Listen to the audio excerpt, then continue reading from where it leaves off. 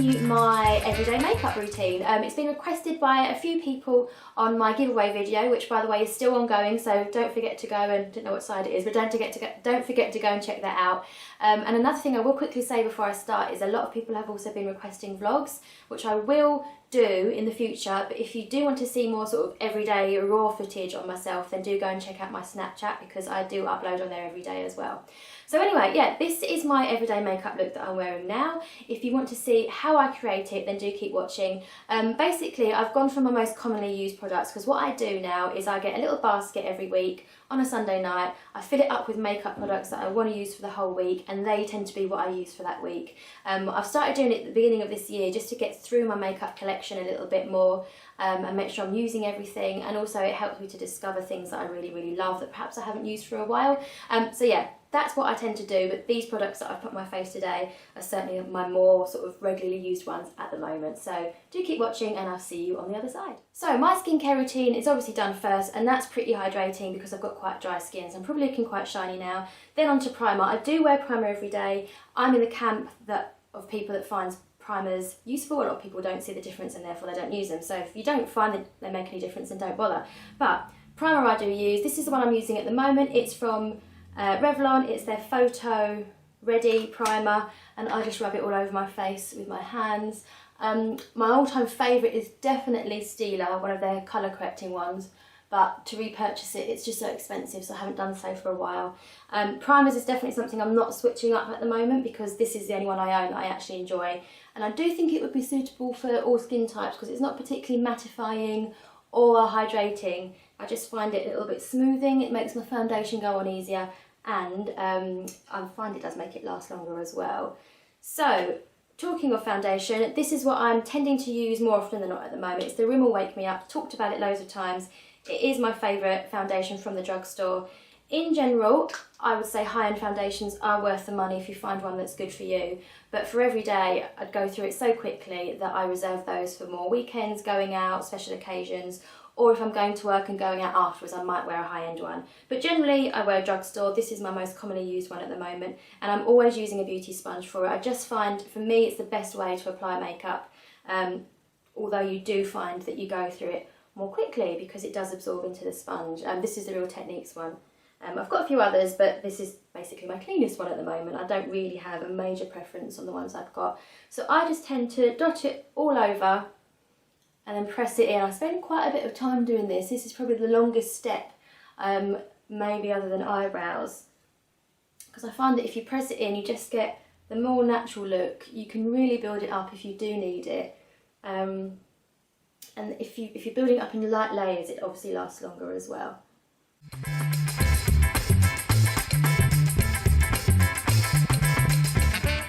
So let's do eyebrows. What I can teach you about eyebrows, I don't know, if anything, because my eyebrows are really overplucked and have therefore become uneven, where I've tried to grow them back, but they're just not growing back in any particular shape. So I use a spoolie just to brush them through. This is a really good spoolie from e.l.f. It's got a spoolie on one end and an angled brush on the other end, so I do love this brush. So yeah, I just brush them through with this. If that's all I needed to do, that's definitely all I would do. If they were even and had a decent shape or were quite thick, I would just do that. But I do find I need to fill them in on a daily basis just so that my face looks a little bit more normal.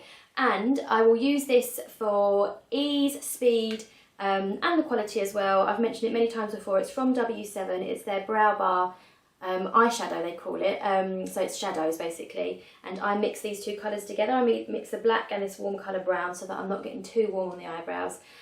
If I am having a night out or something more special than everyday work, I will make an attempt to get a more angled brow. But for every day, what I tend to do is just brush through, fill through the front, so that's a bit fuller, and then just follow my natural shape. So it's basically quite flat, but tiny bit rounded, just because I don't want people to notice I've done my eyebrows day to day. And also, if I'm doing it this way, it's just far quicker.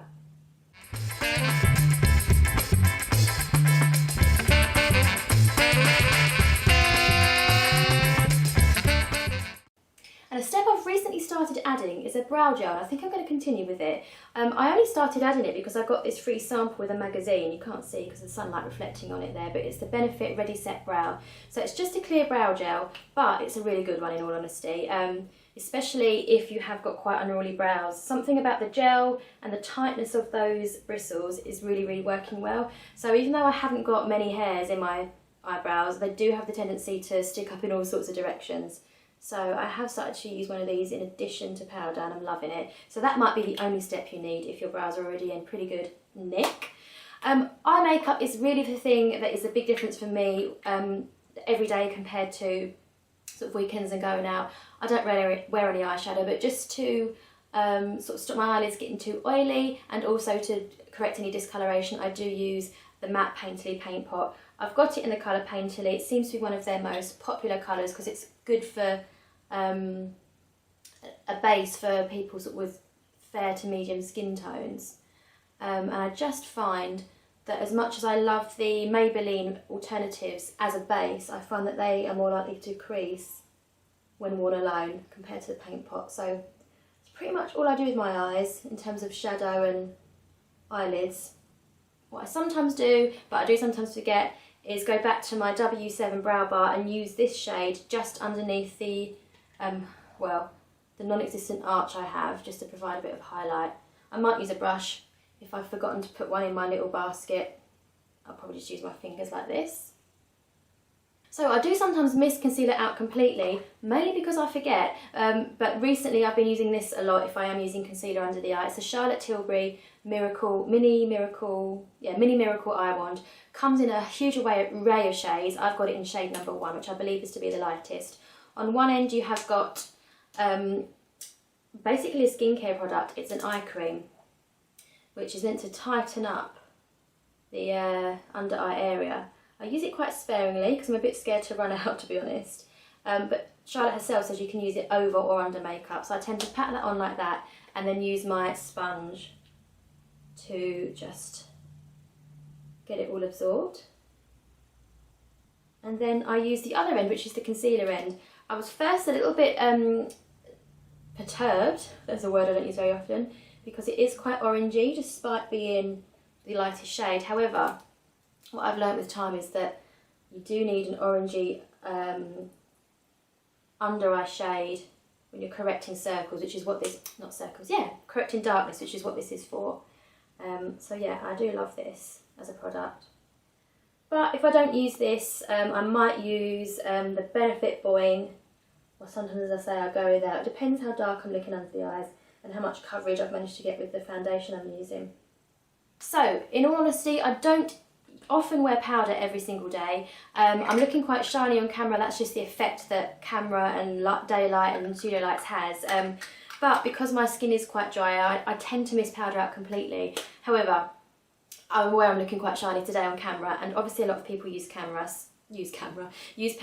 So if I were to use a powder, it would probably be this one. It's from Makeup Forever. It's their Pro Finish HD powder. I've got it in the shade Ivory. Another all-time favourite, if you're looking for more of a drugstore option, is Rimmel Stay Matte powder. A lot of people love that, and I have used that as well, but I'm out of it at the moment.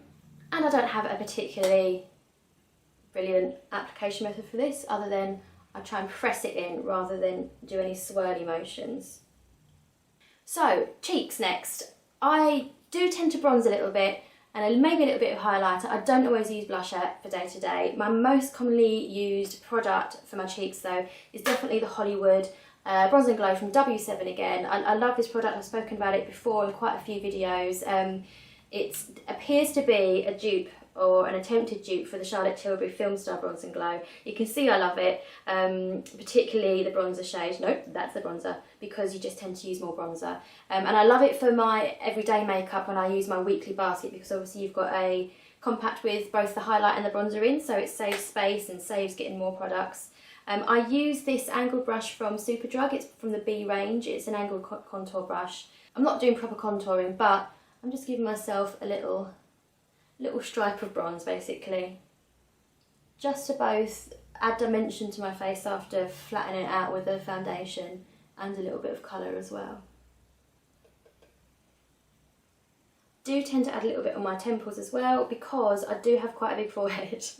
So I just like, even on a sort of more natural everyday look, I do like to put a bit of bronzer on the corners there just to try and attempt to make it look smaller.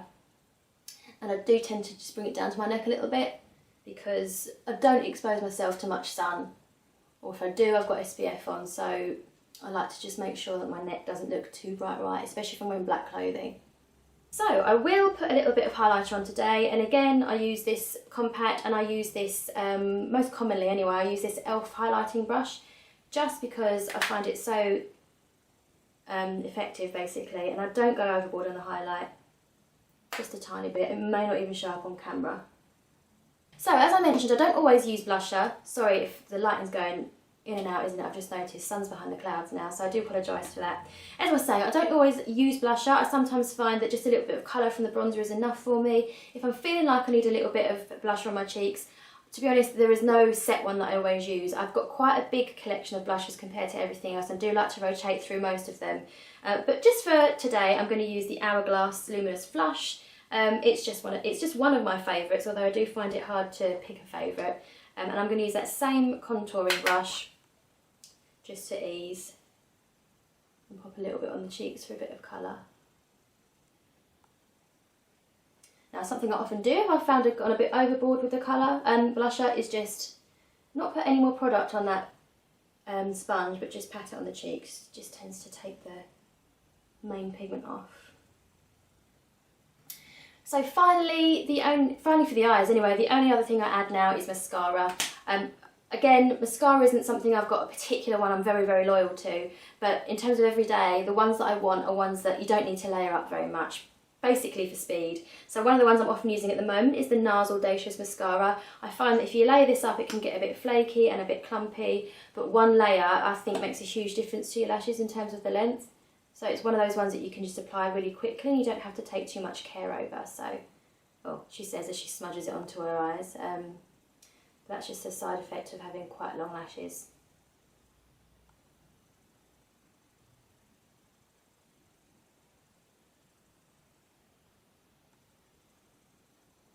So I think you can see there's a big difference between my left or your right and the other side. Just with one really, really quick layer, I was only applying that for literally 15 seconds. So yeah, this is why this is a good one for every day. Not waterproof though, so depending on whether you prefer waterproof or go somewhere on a day-to-day basis, which means you need waterproof, you probably want to use something different.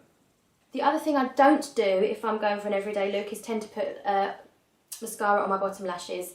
Mine are quite dark anyway, so I think I can get away with it, but obviously if you've got fair lashes, I'm going to sneeze. I thought it was all going to smudge.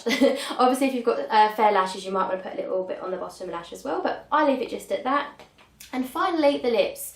There may be days where I literally just wear clear lip balm, maybe a tinted lip gloss. The most I tend to wear is a quite neutral lipstick or a neutral lip gloss. So this one I've been wearing a lot at the moment. It's from NYX. It's their Angel Food Cake. The thing I'm looking for in an everyday lip product is one that can fade evenly and you can get away with not reapplying. So I don't mean it necessarily needs to last all day, but I don't want to wear a bold lipstick that means I get that horrible tide mark after a while, just because in my job I don't know if I'm going to have time to top it up or if I remember.